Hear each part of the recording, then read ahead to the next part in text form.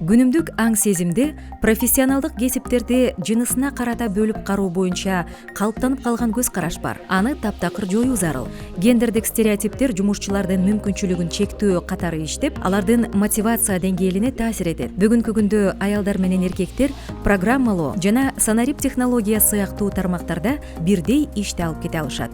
Жаңы технологиялар факультетинин ичинде мен программалоо менен электроника эки багыттын ортосунда тандоону жасагам. Электроника бир аз кененирээк болгон үчүн ал жакта программалоо тилин дагы, техникалык жактарды дагы үйрөнүүгө мүмкүнчүлүк болгон үчүн мен электрониканы тандагам. Азыр жигиттер менен катар кыздар да комплекстүү билим алып, эң татаал кесиптерди окуп өздөштүрүп, жооптуу кызматтарды аркалай алышат. Иш жүзүндө гендердик теңчилик деген бүгүн аялдар үчүн жумушка орношууда бирдей мүмкүнчүлүктөр, калыс эмгек акы, ошондой эле жагымдуу эмгек шарттарын түзүү, кызматтык жана үй бүлөлүк милдеттерди ийгиликтүү айкалыштыруунун кепилдиги катары түшүндүрүлөт. Статистика мындай.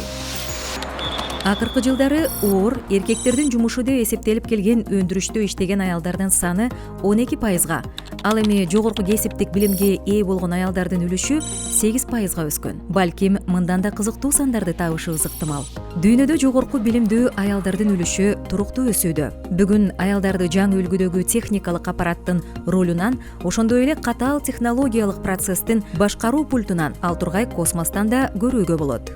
Ушул окуу жылынан баштап Кыргызстанда эң биринчи жолу ошо антидискриминациялык жана гендердик экспертиза киргизилди. Эми Евросоюз биримдиги бул биздин көп жылдан берки өнөктөшүбүз. Жаңы экспертизанын жаңы түрү болгондуктан буга дагы эксперттерди окутуш керек, авторлорду окутуш керек. Анан кийин ошонун өзүнүн методологиясы бар. Ошон үчүн бизге Евро биримдиги абдан жакшы жардам көрсөттү. Былтыры пандемия учурунда биз чет өлкөдө иштеген досторубуз менен чогулуп, ойгонуу деген социальный проектти ачтык. Проекттин негизги максаты айтини региондорго таратуу. Дүйнөлүк процесстердин фондунда Кыргызстанда четте калган жок. Ири жана чакан ишкана компаниялар өз командаларына жаш, сабаттуу, билимдүү жана максаттуу адам ар бир өлкөнүн өнүгүүсүнүн өзөгү.